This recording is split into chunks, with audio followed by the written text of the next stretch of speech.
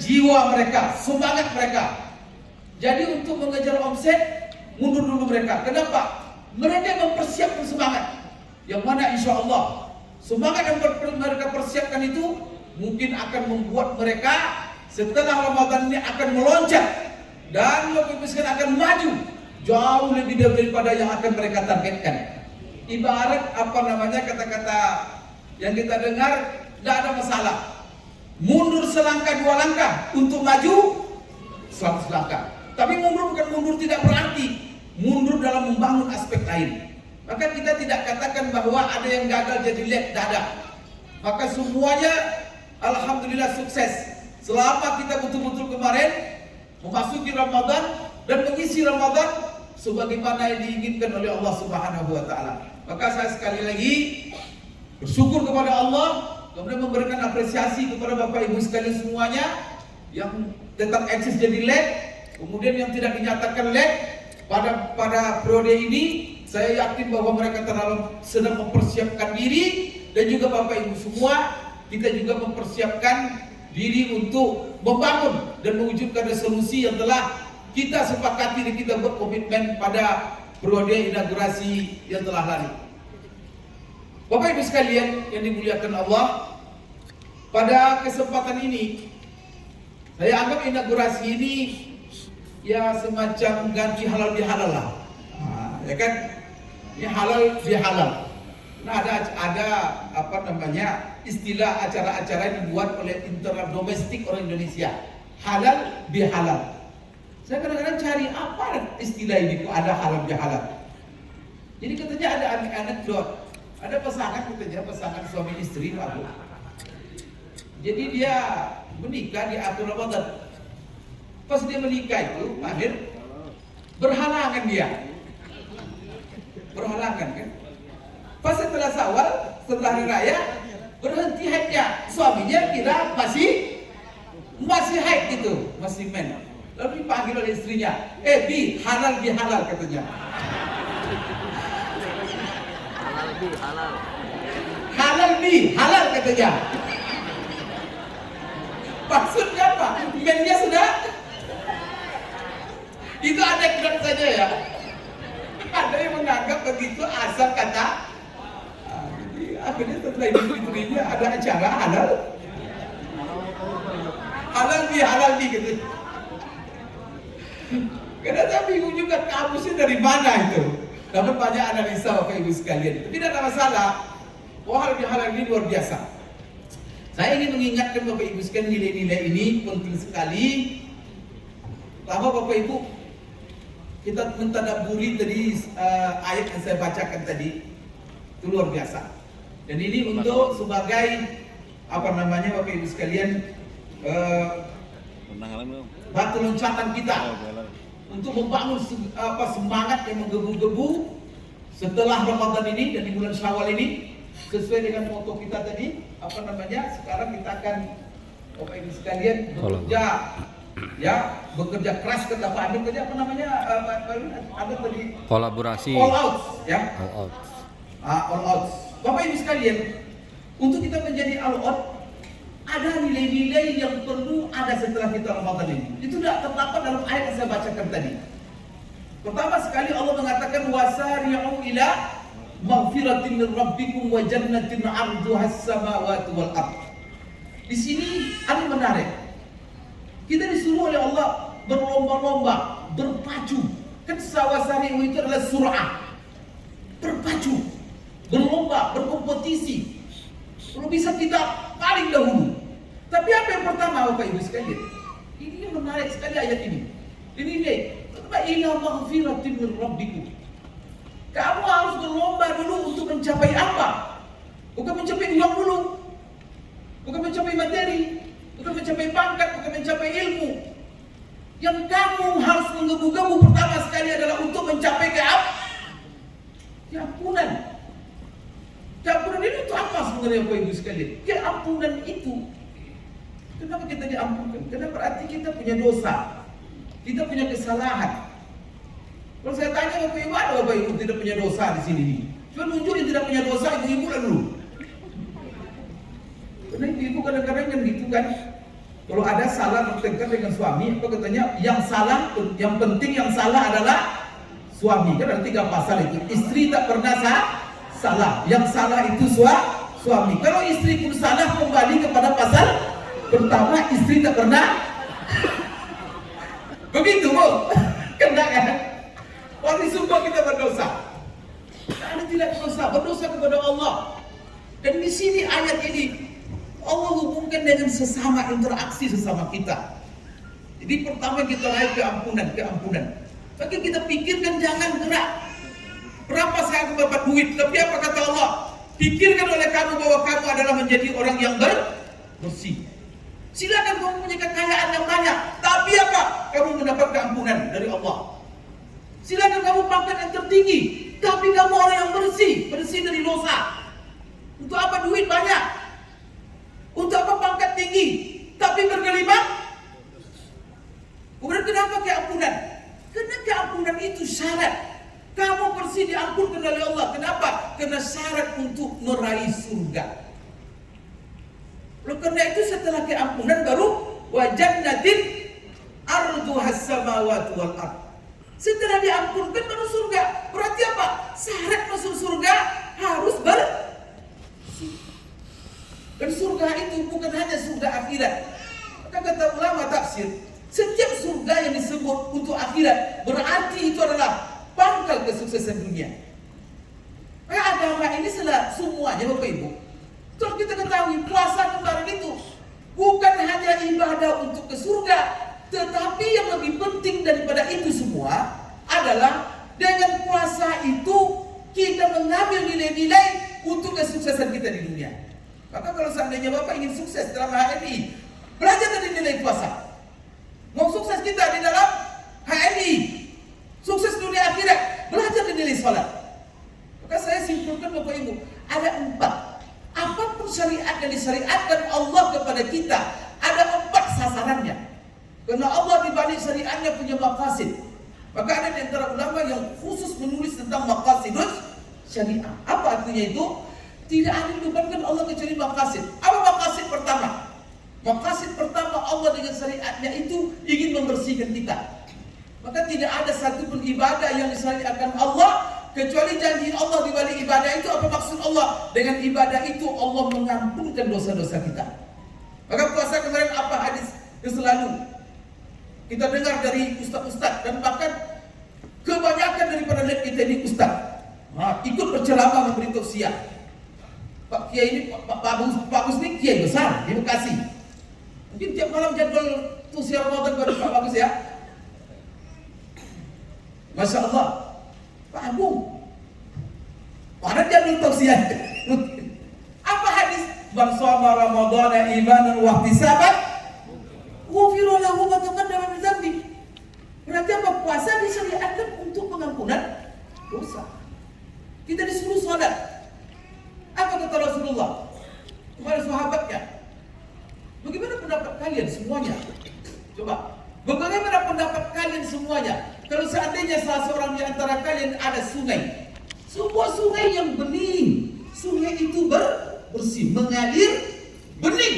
Lalu di antara kalian mandi di sungai itu 5 kali sehari semalam. Apakah masih ada dosa di badannya? Sahabat menjawab, tentu tidak ya Rasulullah.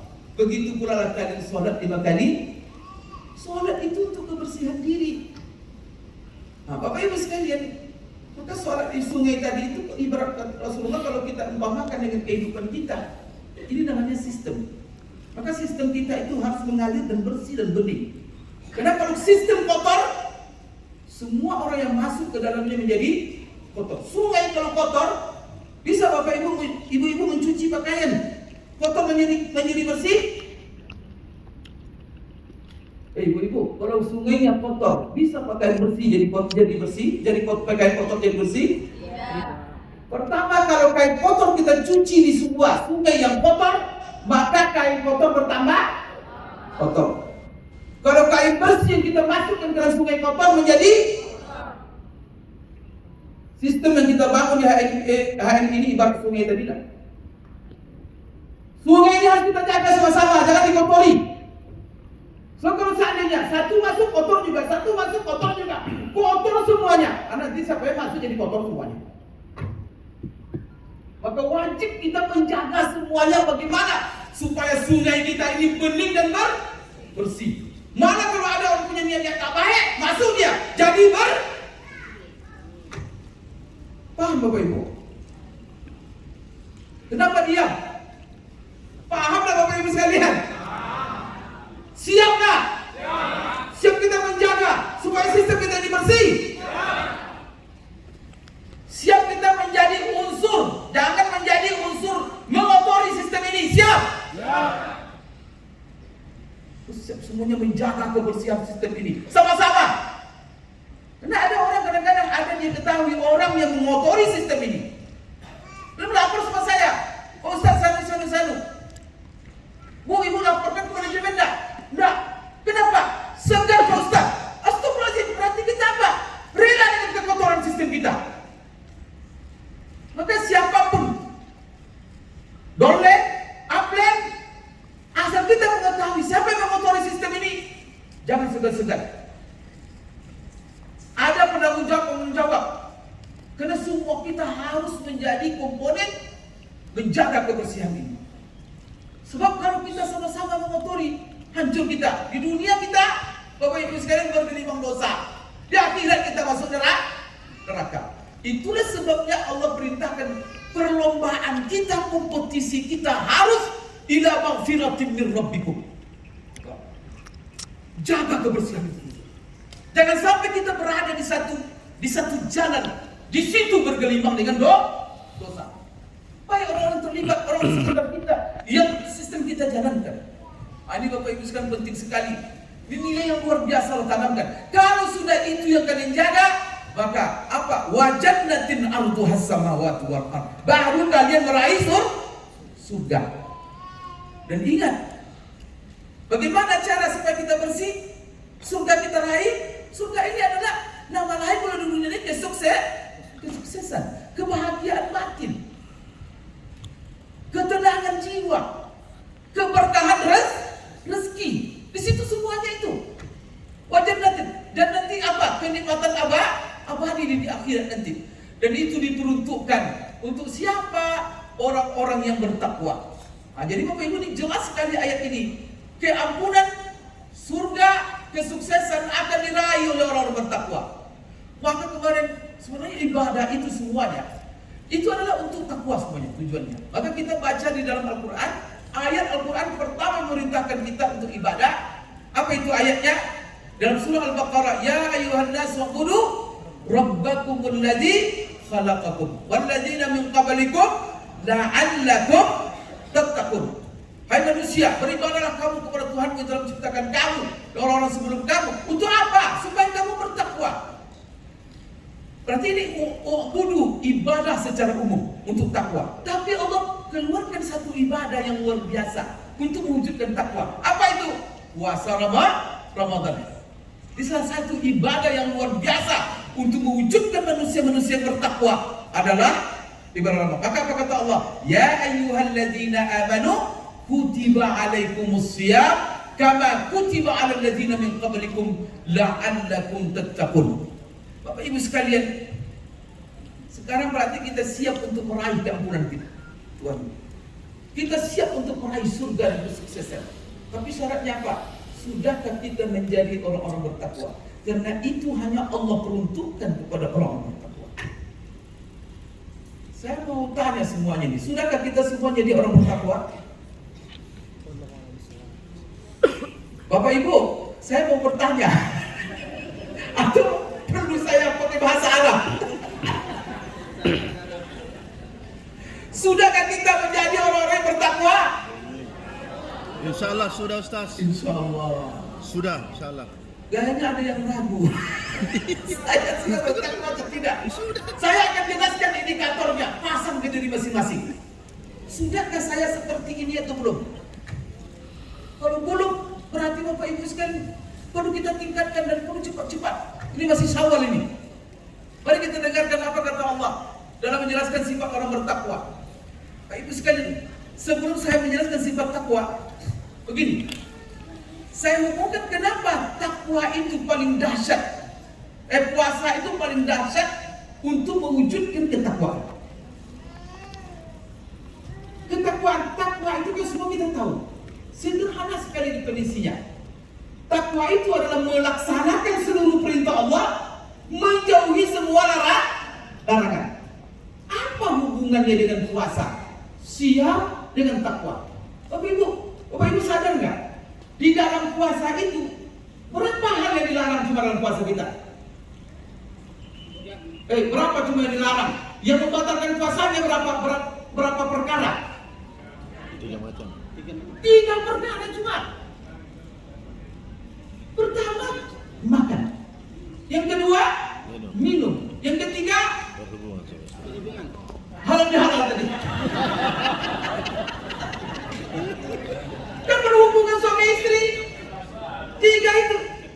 Dan itu disimpulkan oleh Allah larangan puasa itu. Dia hitung ayat tentang puasa. Uhillat lakum lailatas siyamir rafasu ila nisaikum hunna libasul lakum wa antum libasul lahun. Bukan coba apa? Fal ana bashiruhunna wabtaghu ma kataballahu lakum wa kulu dan cuma 3 disebut Allah. Hatta yatabayyana lakumul khaytul abyadu minal khaytil aswadi minal fajr. Tsumma atimmus siyama ilal lail. Cuma 3. Pertama berhubungan, yang kedua kulu makan, yang ketiga minum. Apa rahasia takwa? Di situ. Karena takwa itu menjauhi seluruh larangan Allah. Maka orang yang puasanya tidak membawa takwa tidak akan mendapat keampunan dan tidak akan masuk surga. Takwa itu sederhana, melaksanakan perintah, menjauhi semua larangan. Puasa itu yang dilarang kita Bapak Ibu, yang 3 perkara tadi, itu semuanya adalah perkara-perkara halal semuanya. Makan yang dilarang yang kita tahan selama puasa itu kan nasi, itu rezeki halal. Kata Allah jangan makan selama Ramadan. Air yang kita minum, kita mau minum yang dilarang kita minum, halal nggak? Halal. Istri yang tidak boleh kita gauli, halal nggak? Ditahan kemarin nggak? Kalau Bapak Ibu kemarin siang Ramadan, Bapak siang Ramadan makan kemarin? Tak makan, padahal makan itu di rumah kita, rezeki kita, hasil daripada rezeki halal. Dilarang Allah makan. Makan kemarin? Tak makan kita. Air itu, minum itu kan air halal. Istri, bagaimanapun nafsu naik, lihat istri siang itu, dekati tak? Tidak. Paham itu. Bapak Ibu sekalian, ini apa sebenarnya? Itu sebabnya. Seolah-olah Allah mengatakan di sini, yang halal saya larang kamu. Jangan makan, jangan minum, kamu tahan. Apakah wajar? Dan tidak ironis? Yang halal saya larang kamu. Tidak, jangan. Yang haram ya yang halal saya larang. Oke, ya Allah, kalau itu laranganmu, sekalipun yang halal saya hentikan. Artinya maksudnya apa? Kalau yang halal saya larang kamu tahan. Apalagi yang haram. Maka tidak masuk itu. Makanan nasi yang halal ditahan ya, minuman yang halal ditahan ya, istri yang halal ditahan ya. Setelah itu dia rezeki yang haram diambilnya, korupsi dia, mencuri dia, makanan yang haram. Apakah mecin itu? Itulah sebabnya Rasulullah bilang, berapa banyak orang yang berpuasa tak mendapat puasanya dari puasanya kecuali haus lapar. Yang halal tak ada, yang haram. Istrinya dijauhinya, selingkuh dia. Astagfirullahaladzim. Kenapa? Allah menyuruh itu untuk melatih supaya yang haram-haram itu terhindar. Itu sebenarnya itu sebabnya ayat terakhir setelah selesai ayat puasa, uhilla lakum lailatus siyam rafathu ila nisaikum. Apa ayat setelah itu? Bapak Ibu apa enggak? Setelah uhilla lakum itu ayat terakhir dari ya ayyuhalladzina amanu kutiba alaikumus siyam. Apa ayat setelah uhilla lakum? Wala ta'kulu amwalakum bainakum bil batil. Allah. Sudah susunan ayat itu luar biasa. Kalian sudah berpuasa, menahan yang halal, maka sekali-kali jangan kau makan harta. Coba. Karena kita ini mendapat harta dari tangan orang lain. Ada bapak ibu mendapat harta dari warisan, ya kan? Tapi warisan yang sah. Jangan dibunuh orang tua supaya cepat-cepat jadi dapat warisan. Tidak boleh itu. Maka apa? Tidak boleh. Tak halal warisan bagi pembunuh. Tertahan. Kemudian apa? Kita juga mendapat harta hibah dari orang lain. Kalau hibah secara ridho, oke. Kita mendapat harta dari keuntungan lewat bisnis, tapi ada aturan bisnisnya. Bisnis yang bagaimana? Yang halal kita untuk mendapat keuntungan. Maka ada bisnis itu usul-usul yang diharamkan. Jangan kamu berbisnis dengan barang yang haram. Jangan kamu berbisnis yang mengandung unsur riba. Jangan kamu berbisnis dengan ada di situ gharar. Jangan kamu berbisnis merugikan orang dan menzolimi orang lain. Seluruh rezeki yang kau dapatkan dengan menzolimi pihak lain, maka rezeki yang kau dapatkan itu adalah rezeki yang haram. Maka apa? Tak matching dengan puasa kamu. Itu sebenarnya. Jadi kita, Bapak Ibu sekalian, tingkat kehati-hatian dengan takwa itu luar biasa. Baik, Allah Subhanahu wa taala di dalam Uiddat lil muttaqin dalam ayat ini menjelaskan sifat orang bertakwa. Nah, mari kita lihat indikator bertakwa ini dalam diri kita. Pertama, apa indikator bertakwa? Alladzina yunfiquna fis sarra'i wad dharra. Saya ada satu kaidah tafsir. Kalau ada Allah menyebut beberapa indikator, namanya muttaqin. Kemudian didahului 3-5 indikator. Setelah itu Allah berikan satu yang pertama, disebutkan yang pertama. Berarti yang pertama ini adalah menjadi, kalau bahasa kita itu kompetensi utama. Ini seperti itu juga. Berarti orang bertakwa itu sifat pertamanya. Sifat orang bertakwa itu alladzina yunfiquna fis sarra'i wad dharra. Bahwa dia hidup, apapun yang dia amalkannya, bahwa dia hidup untuk memberi. Maka sifat karakter orang bertakwa itu adalah orang yang memberi. Dikala senang dia memberi, dikala susah dia memberi. Kalau kita terjemahkan secara ekonomi, mindset orang bertakwa itu bukan mindset mengambil, bukan mindset mengumpulkan, bukan mindset memamerkan, tetapi mindset orang bertakwa itu apa? Apapun dilakukannya supaya di situ dia bisa memberi. Lapang kondisinya dia memberi, kalau susah kondisinya dia juga memberi. Jadi apa yang dipikirkannya selalu memberi. Maka kalau ada dia diambil orang lain, apa salah?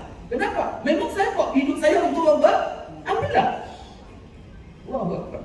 Apalagi apa perintah Allah kalau orang susah berhutang sama kita? Wa in kana dzu usratin fa nadhiratun ila maisarah wa anta saddaqu khairul lakum in kuntum ta'lamun.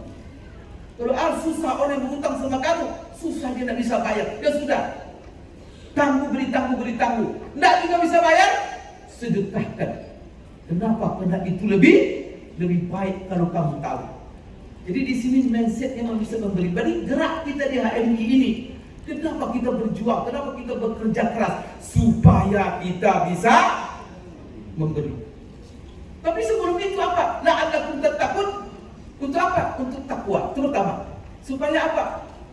Bisnis kita ini bisa kita melaksanakan perintah Allah, bisa kita menjauhi larangan Allah. Maka bisnis kita ini, sebagaimana ibadah puasa dan ibadah lainnya, harus mengantarkan kita menjadi orang-orang yang bertakwa. Bapak Ibu, kita pastikan, karena takwa ini paling banyaklah takwa ini Bapak Ibu di dalam Al-Quran. Ini menunjukkan disebut bisnis cuma takwa. Coba dengar Bapak Ibu sekalian. Ya ayyuhalladzina amanu la ta'kulu riba adhafan mudha'afa wa taqullah. Coba. Jangan kamu makan riba, tapi penghujungnya takwa.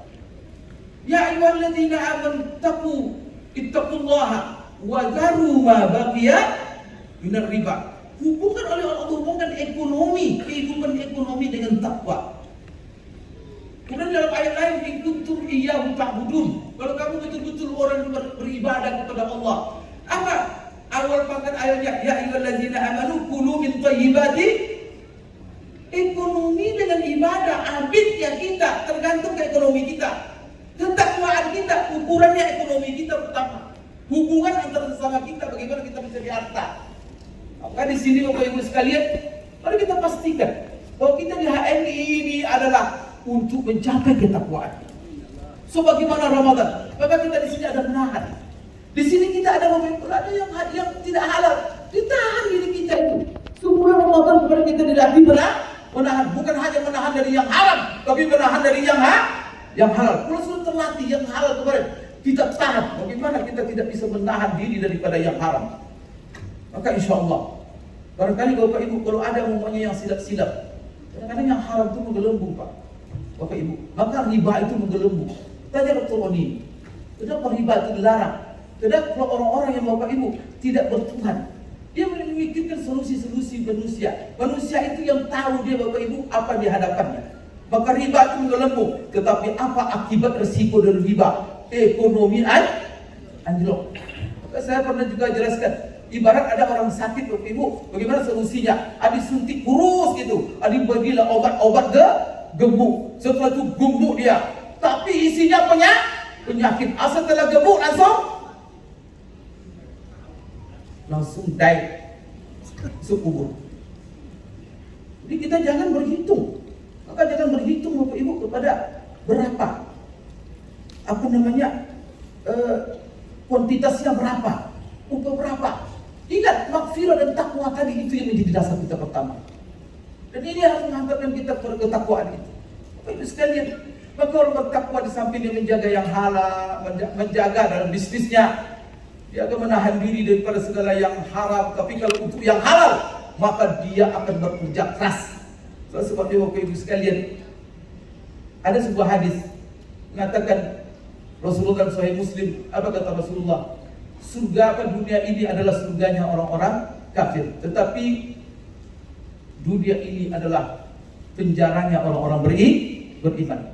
Itu jangan disalah tafsirkan itu. Bapak Ibu lihat secara Sahih Muslim dan juga bagaimana ulama menafsirkan hadis itu. Hadis itu hadis sahih. Oleh orang mengatakan benar, ada sebagian orang mengatakan hadis itu dhaif. Bagaimana dhaif? Itu hadis dari Sahih Muslim, sanadnya jelas. Itu apa kata Imam Nawawi? Maksudnya orang beriman di penjara. Di dunia ini penjara bagi orang beriman. Kata Imam Nawawi, di penjara dari seluruh yang diharamkan Allah. Tapi untuk yang halal, orang beriman yang paling berhak untuk merebutnya. Maka orang beriman harus berjihad untuk mencapai yang halal itu. Maka kalau yang halal, tak tidur kita menjadi ibadah semuanya itu.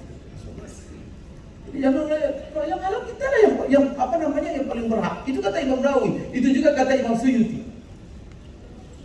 Kalau orang mereka itu kan tidak tahu halal dan haram.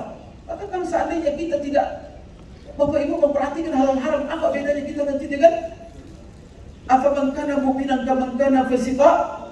La yastawun. Hai orang beriman, sama kamu dengan orang beriman dengan orang yang fasik? Allah tidak samakan. Wa amal ladzina fasaqu wa amal ladzina amanu fa fil jannati hum wa ma'wahum. Bahwa orang-orang yang beriman tempatnya surga. Sedangkan wa amal ladzina fasaqu fa ma'wahumun nar. Maka jangan sama. Ukuran sama beriman dengan tidak beriman bukan hanya dalam salat Bapak Ibu, tapi juga dalam mencari rezeki. Kalau orang yang kafir tidak tahu halal haram, menghalalkan segala cara. Orang beriman terikat dia, ya ayyuhalladzina amanu kulu min thayyibati ma razaqnakum. Ya ayyuhalladzina amanu. Apalagi dalam ayat la taqulu amwalakum bainakum bil batil illa an takuna tijaratan an taradin minkum. Kan itu kata Allah. Jadi orang beriman ada garisnya orang. Tapi apakah terhalang dengan jalan takwa, dengan jalan syariat ini kita sukses? Tidak. Kenapa?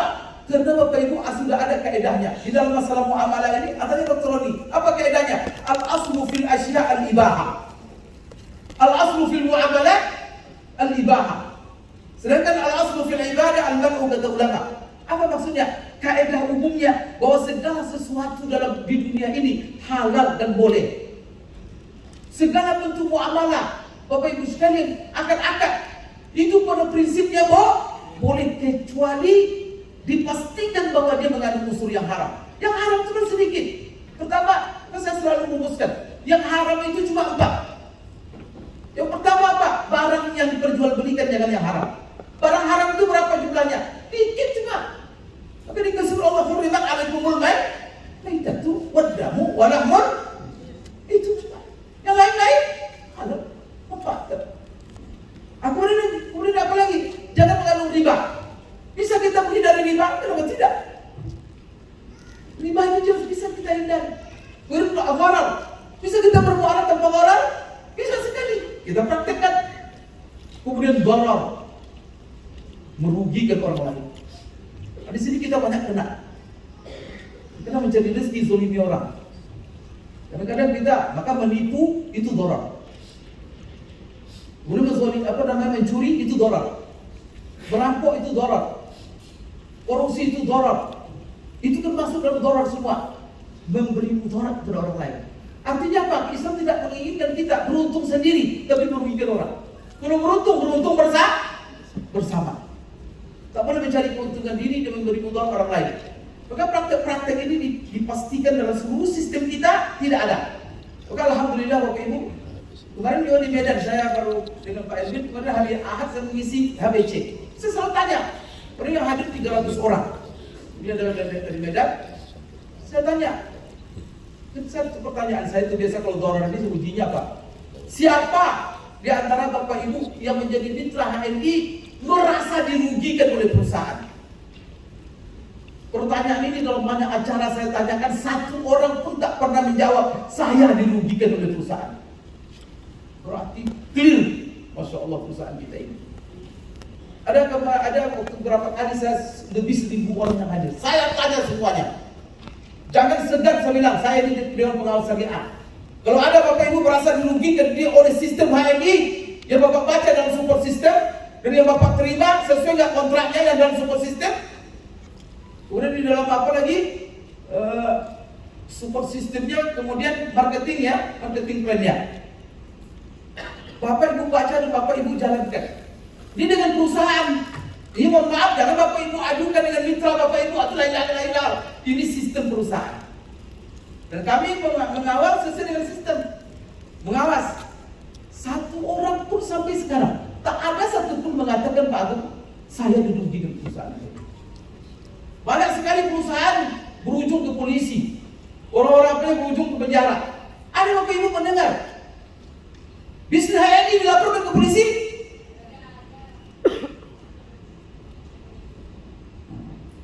Karena kita punya sistem. Tapi kan kita dah berasa dengar nanti perilaku daripada salah satu nanti dilaporkan ke polisi. Kan itu ya. Nanti terbawa nanti perusahaan. Maka kita jaga sama-sama. Maka jangan sembarangan nanti. Kalau nanti orang merasa dirugikan, kadang-kadang merugikan ke perusahaan. Perusahaan sudah mengatur. Tetapi ada nanti orang-orang yang kadang nakal, yang tidak bisa menahan diri, dia lakukan rugi orang lain. Siapa yang mau dirugikan Bapak Ibu dalam hidup ini? Nanti kemana mereka melapor? Nanti melapor ke manajemen. Pak Amir nggak ditanggapinya katanya. Itu jadi masalahnya nanti. Maka apa? Melapor ke polisi. Maka juga manajemen harus sigap dalam hal ini. Asal laporan jangan ditunda Pak Amir. Cepat langsung, tidak cepat kalau ada laporan. Tapi jangan laporan nanti disimpulkan, kita cross check dulu. Kadang-kadang di lapornya salah kan? Kadang-kadang dia tidak mengerti. Maka tidak kita. Alhamdulillah ini sudah jalan lakukan, sudah jalan di perusahaan kita. Lapor-laporan ini sudah ada namanya lembaga BP3H ya. BP3 namanya. Bapak Ibu, ini kita buka nanti luas-luas. Mungkin sekarang sistemnya pusat, besok kita buat mungkin per cabang.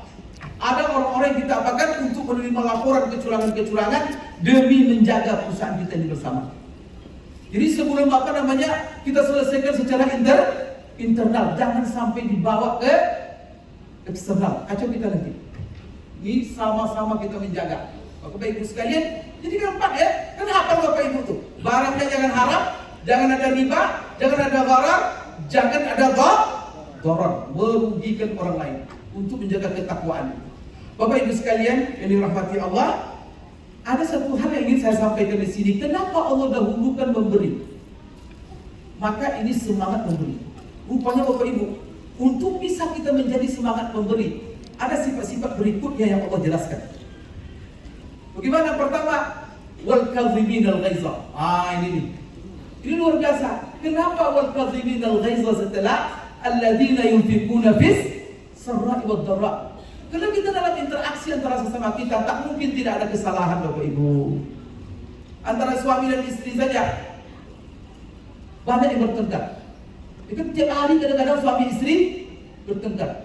Pagi ini ada ngadu sama saya, "Oh Ustaz, saya apa? Sudah beribu kali istri saya yang sebagai mitra HMI saya tegur," katanya. Tiap hari. Sudah tak terhitung lagi katanya. Bertengkar kan tiap hari dengan dia katanya. Jadi gimana solusinya? Dia minta solusi. Dia ada bertengkar. Ada yang salah. Silap itu kadang-kadang sengaja, tidak disengaja. Apalagi Bapak Ibu, kadar iman lagi menurun, nafsu lagi naik, emosi lagi. Biasa apa terjadi? Kadar iman menurun, emosi, kadang-kadang ucapan tidak terkontrol. Bapak Ibu, nafsu naik, kenapa? Kadang menghalalkan segala. Karena nafsu, mengejar uang, mengejar materi, mengejar target-target. Lupa Bapak Ibu sekali nilai-nilai. Manusia salah biasa. Apalagi antara sesama kita. Manajemen bukan malaikat. Pak Abu ini walaupun hebat luar biasa, tapi dia bukan malaikat. Artinya manusia dia biasa. Khuliqal insanu dha'ifa. Pak Erwin, Pak Amir, kalau kita masing-masing mencari kelemahan, tidak ada kita bisa kerjasama. Kerjasama ini bukan untuk mencari kelemahan, tetapi kita bersinergi untuk sama-sama menguatkan dan mengisi kelemahan yang ada dalam masing-masing kita. Kenapa kita bersistem jaringan kemitraan? Maka mitra kita itu dijaga karena mereka mengisi kekurangan kita. Dan juga kita harus tampil untuk mengisi kekurangan dia. Supaya apa? Semuanya maju. Mereka mengangkat kita setinggi-tingginya. Dan jangan lupa kalau kita setelah kita tinggi, angkat mereka. Kalau bisa apa? Jangan sama tinggi dengan kita, lebih tinggi dari kita. Alhamdulillah, banyak yang lihat kita, mitra bawahannya lebih tinggi dari dia. Dia sendiri, jangankan apa lagi, platinum, sapir pun tidak. Tapi apa? Mitranya menjadi platinum. Dia sapir pun tidak dapat dia. Tapi dia bahagia dan bangga. Itu kita inginkan ini. Semangat itu kita inginkan. Dia bahagia kalau seandainya apa? Orang lain. Tidak ada masalah lebih maju. Tapi apa? Dan bahagia ada kontribusi saya di situ. Kenapa? Dia prinsipnya alladzina yunfiquna fis sarra. Dia itu hidup untuk memberi. Untuk itu apa? Penyakit yang harus kita hilangkan. Maka Allah katakan wal kaziminal ghaiza, kita tidak boleh menyimpan kesalahan orang di dalam diri. Kalau kita menjadi orang bertakwa, kesalahan orang jangan diingat-ingat. Kenapa Bapak Ibu? Kalau Bapak Ibu ingat kesalahan orang mitra Bapak Ibu, mungkin dia kasar ngomongnya. Tidak akan Bapak Ibu dekati lagi. Kalau Bapak ingat terus dia, maka anggap dia sebagai tidak ada. Maka wal kaziminal ghaiza itu orang yang menahan, yang tidak pernah menyimpan rasa amarah di sini. Bagaimanapun diperlakukan orang. Karena kita difitnah, kita dizolimi, karena kita dikerjain. Kadang-kadang apa? Dikasih produk, menghilang setelah itu. Itu siapa? Kita ajak dia untuk bergabung yang baik, malah kadang-kadang dihinanya kita. Itu bagaimana kita menyikapinya? Kita simpan. Rugi kita Bapak Ibu. Itu menunjukkan orang yang menyimpan banyak kesalahan orang, dosa-dosa orang dalam dirinya. Itu pertanda apa? Ketakwaan dia tidak sempurna. Dan barangkali dia belum mencapai tingkat takwa. Karena Allah jamin tingkat takwa itu sifatnya wal kaziminal ghaiza. Maka suami istri kalau tidak punya sifat takwa di dalam bersuami istri, payah. Maka apa? Di dalam Al-Quran banyak perintah. Suami istri takut akan kepada Allah. Kalau suami masalah istri kepada suami. Maka istri tak pernah merasa dendam dengan suami. Suami tak merasa dendam dengan istri. Baru terwujud ke kehidupan yang harmonis. Lupakan semua. Pagi bertengkar, nanti sore senyum lagi. Seolah-olah tak ada pernah terjadi sesuatu. Begitu kehidupan itu. Sebab kalau hati kesal, enggan memberi. Maka bapak kalau kesal, ibu kesal sama orang, bapak yang beri dia. Maka hilangkan. Diingatkan saya terus. Ya sudah. Wal kaziminal ghaiza. Setelah itu, wal afina 'anil nas. Sikap apa yang harus kita ambil? Sikap memaafkan. Maka setelah Syawal ini, kita meloncat ini. Harus ini dasarnya. Ini unik-unik dihabiskan. Jangan kesalahan orang disimpan, kelemahan orang disimpan. Tetapi lihat setiap orang itu dari potensi dan sisi positifnya. Bapak Ibu sekalian, ingat ya, apa kebaikan orang. Dan jangan ingat kelemahannya kita tampil. Ingat untuk ditutupi. dan kita tampil untuk menyempurnakannya. Masing-masing kita berpikir seperti itu. Bapak Ibu, ada yang lebih dahsyat lagi. Kalau kita mau sukses dalam di dunia ini, jadi rupanya kita tidak hanya diperintah Bapak Ibu untuk menjadi pemaaf. Itu seorang bertakwa, Pak. Bapak Ibu, orang bertakwa itu sifatnya pemaaf, bukan menunggu orang minta maaf. Maka Bapak Ibu, kalau ada mengatakan saya tak akan maafkan dia sebelum dia minta maaf, berarti ketakwaan Bapak Ibu pasti bermasalah. Maka enak hidup Pak Amir kalau kita katakan orang bertakwa. Salah kita, silap kita zalimi dia. Orang bertakwa kemana? Karena dia itu selalu mengatakan, ya Allah, seluruh orang bersalah kepadaku sehari ini, aku sudah maafkan. Jadi kalau kita bersalah, besok di akhirat, di mahkamah Allah, kok tidak ada dosa kita, padahal dulu banyak memfitnah, banyak mengunjing orang, bahkan makan hak orang. Rupanya seluruh orang yang pernah kita zalimi, yang kita bersalah, kita gunjingin, kita fitnah, rupanya mereka semuanya sudah, karena mereka menjadi orang-orang bersih kita. Tinggal kita tobat aja dosa-dosa kita kepada Allah. Maka semuanya ini tadi saya tanya, ini bertakwa atau belum nih? So, kalau sudah tidak bertakwa, banyak tak bertakwa di sini nih. Dosa saya banyak, salahnya. Kalau tidak selesai di dunia, kita di mahkamah. Itulah sayangnya Allah kepada kita. Allah berikan surga kepada orang bertakwa. Sifat orang bertakwa itu tidak menunggu orang lain minta maaf. Bapak Ibu sudah memaafkan semua orang yang bersalah? Apalagi mitra-mitra kita. Maka besok kalau ada mitra-mitra yang tidak bersama kita selama ini, besok anggap seperti biasa, seolah-olah tidak pernah terjadi apa-apa. Karena Bapak Ibu sudah memaafkan. Ingat ya, memaafkan itu, kalau ada orang saya minta maaf Bu, saya minta maaf, oh ya saya sudah maafkan. Tapi saya maafkan Ibu, maafkan Bapak, tapi saya tak pernah lupa. Jadi maafkan tapi tak pernah. Ini ciri pendendam ini. Itu berarti dia belum maafkan itu. Berarti dia masih dendam. Bapak Ibu sekalian, jadi ada ayat. Jadi kita tidak maafkan Pak. Rupanya begini, Masya Allah. Kalau ada orang menzalimi kita, apa perintah Allah? Bukan hanya memaafkan. Dengarkan ayat ini. Wala tastawil hasanatu wala sayyi'ah. Idfa' billati hiya ahsan. Fa idzal ladzi bainaka wa bainahu adawatun ka'annahu waliyyun hamim. Lihat tafsirnya. Apabila kamu diperlakukan yang baik dan yang buruk tidak sama. Dendam buruk, berbuat baik itu baik. Kata Allah, kalau kalian diperlakukan tidak baik oleh orang, jangan dibalas dengan keburukan seperti misalnya. Tapi apa kalian lakukan? Idfa' billati hiya ahsan. Berikan yang terbaik untuknya sebagai balasan keburukan yang telah diberikannya. Yang buruk diberikannya terbaik. Itulah perintah Allah yang luar biasa. Bapak Ibu sekalian, di sini ada Allah katakan wallahu yuhibbul muhsinin. Ini pelengkap nih. Allah mencintai orang-orang yang berbuat baik. Itu apa salah satu terjemahan tafsirnya? Bahwa apapun yang bagaimanapun orang memperlakukannya, apapun kondisi yang sedang dihadapinya, maka dia tak akan pernah berhenti berbuat baik. Tidak ada faktor apapun di dunia ini yang menghalangi kebaikannya. Ditipu orang, berhenti berbuat baik? Nah. Dizolimi orang, berhenti berbuat baik? Nah. Situasi sangat kritis, berhenti berbuat baik? Tidak. Terus satu kisah yang menarik Bapak Ibu sekalian. Dan ini harus dimiliki oleh mental-mental pejuang-pejuang HPAI. Ayat ini dalam surah Al-Ahzab ya, atau dalam surah An-Nur salah. Apa kata Allah? Wala ya'tali ulul fadli minkum was-sa'ah ayyutu ulil qurba wal masakin wal muhajirin fi sabilillah wal ya'fu wal yasfahu hatta ala tuhibbuna an yaghfirallahu lakum wallahu ghafurur rahim. Ayat ini ada sebab turunnya. Sebab turunnya adalah peristiwa yang terjadi di peperangan Bani Mustalik. Perang Bani Mustalik ini tahun ke-6 Hijriah.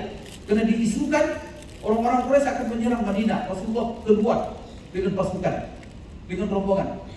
Istri Rasulullah keluar ketika itu Aisyah. Di dalam perjalanan pulang Bapak Ibu sekalian, Aisyah permisi dia buang air.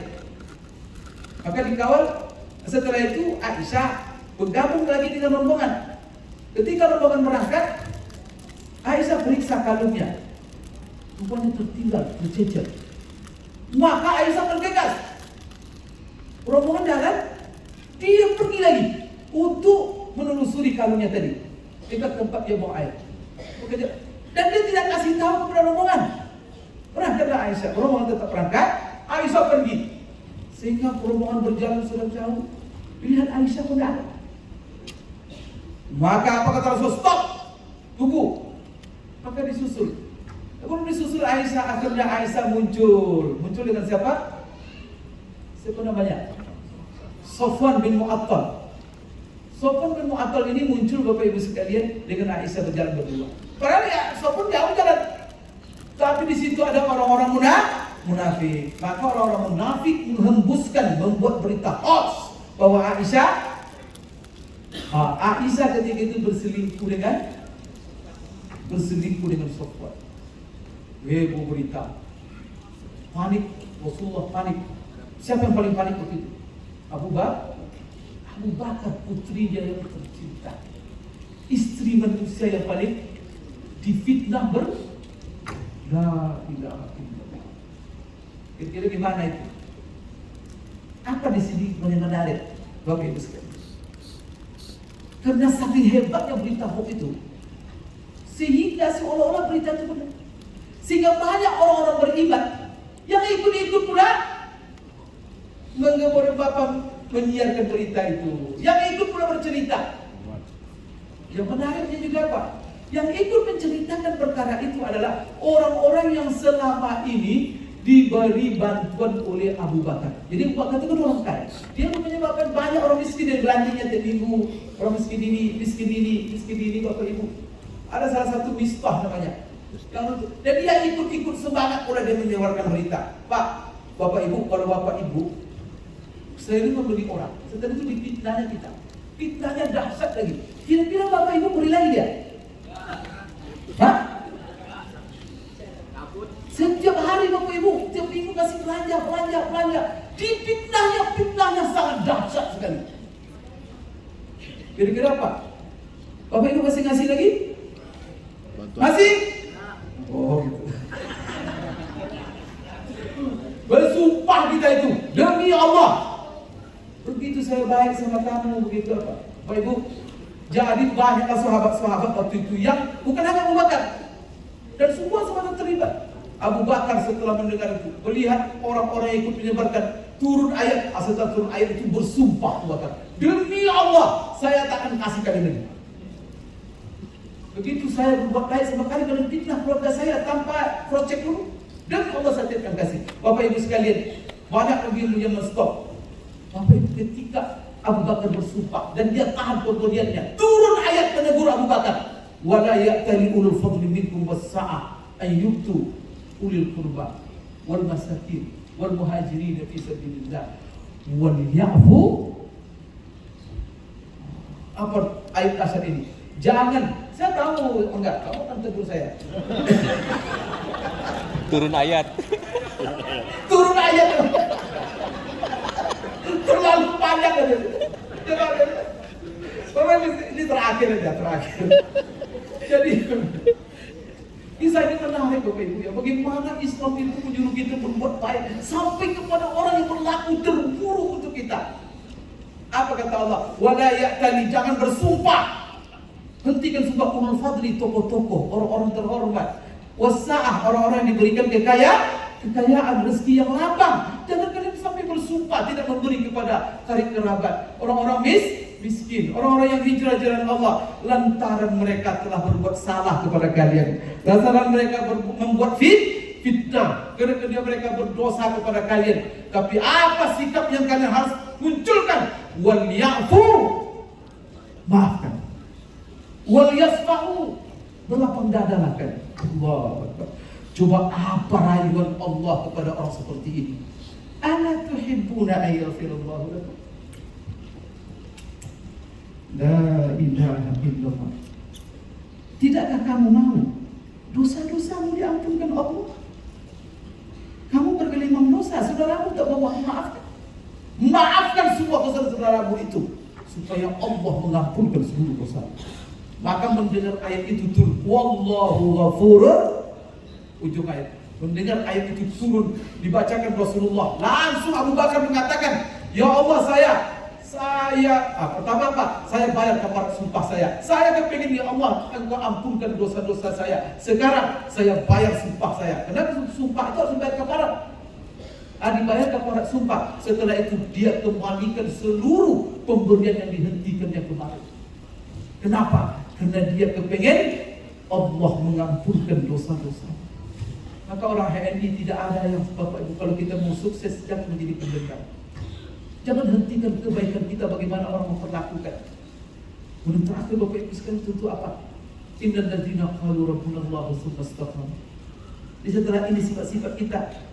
Ada lagi sifat yang saya lupa, ini sifat penting juga. Walladzina idza fa'alu fahishatan aw zalamu anfusahum. Kalau dia berbuat salah kepada Allah, berbuat salah kepada manusia, dia mudah minta maaf, mengakui kesalahannya. Maka orang yang sombong sudah salah tak mau mengakui kesalahannya. Ciri orang bertakwa ketika dia ditegur, ketika ketika dia melenceng, ketika dia ditegur Bapak Ibu, dia cepat kembali dan dia mengakui kesalahannya. Kemudian apalagi walam yusirru ala ma fa'alu. Ini ciri orang bertakwa. Kalau dia sudah tahu salah, dia akui kepada Allah, dia bertobat, kepada manusia dia minta maaf, dan dia tidak terus-menerus melakukan kesalahannya. Maka kalau kesalahan terus-menerus, kita ambil kebijakan Nabi Khidir dan Nabi Musa. Tahu? Maka ini yang dilakukan oleh seluruh manajemen sekarang, bahkan negara. Maka ada SP1, ada SP2, SP3 cabut. Tahu kisah Nabi Khidir Musa? Kan janjinya apa? Jangan tanya. Bukan apa yang saya lakukan? Nanti akan saya kasih tahu. Pertama masuk perahu, dibocorkan, tanya, kamu bocorkan perahu, nggak ada orang itu salah. Tadi kan janji jangan tanya. Ya, minta maaf lagi, oke. Sudah dibuat SP1. Nanti ketemu lagi dengan seorang anak dibunuhnya. Tanya lagi, apa dosa anak itu? Kok sampai kau bunuh? Laqad ji'ta syai'an nukra. Betul-betul kau melakukan sesuatu yang mungkar. Maka ditanya lagi, alam aqul laka innaka lan tastati'a ma'iya sabra? Tidakkah saya sudah katakan kau tidak sabar dengan saya? Sudah. SP2, SP3, ketiga lagi. Maka Bapak Ibu kita akan terapkan ini. Ini ayat Quran, manajemen Quran ini. Apa itu? Membangun apa? Dinding lebih 100 hasta. Tingginya sudah miring. Lalu apa? Tampil ketika itu Nabi Khidir memperbaikinya. Apa? Padahal ketika itu butuh makan, butuh minum, susah. Tapi Khidir gratis dia apakan? Musa tanya, kita ini susah ini. Tolonglah, minta upah sama dia. Kenapa kau kerja gratis seperti itu saja? Masya Allah. Apalagi apa kata Nabi Khidir terakhir? Hadza firaqu baini wa bainika. Tapi tidak apa-apa. Saunabbi'uka bita'wili ma lam tasdi' alaihi. Kalau sudah 3 kali, firaqu baini wa bainika. Inilah saat perpisahan. Berarti kamu tidak bisa sama-sama 3 kali sudah. Bapak Ibu, kita akan berlaku. Begitu Pak Gub ya? Ada SP1, ada SP2, ada. Kalau sudah ketiga, hadza firaqu baini wa bainika saunabbi'uka bita'wili ma lam tasdi' alaihi sabr. Saya kira kena waktu juga ya. Sudah, sudah. Bapak Ibu sekalian saya sampaikan, mohon maaf, selamat sukses kepada para led, mudah-mudahan berkah, dan insya Allah ya Ramadan sudah mencas kita nanti, dan insya Allah ini akan terbang tinggi semuanya dan akan bekerja keras, dan saya yakin pada periode yang akan datang 1000 led yang akan hadir di bulan ini. Amin ya rabbal alamin. Aku melihat astagfirullahaladzim, subhanakallahumma rabbana wa bihamdik, asyhadu an la ilaha illa anta astaghfiruka wa atubu ilaik. Wabillahi taufiq wal hidayah. Assalamualaikum warahmatullahi wabarakatuh. Waalaikumsalam warahmatullahi wabarakatuh.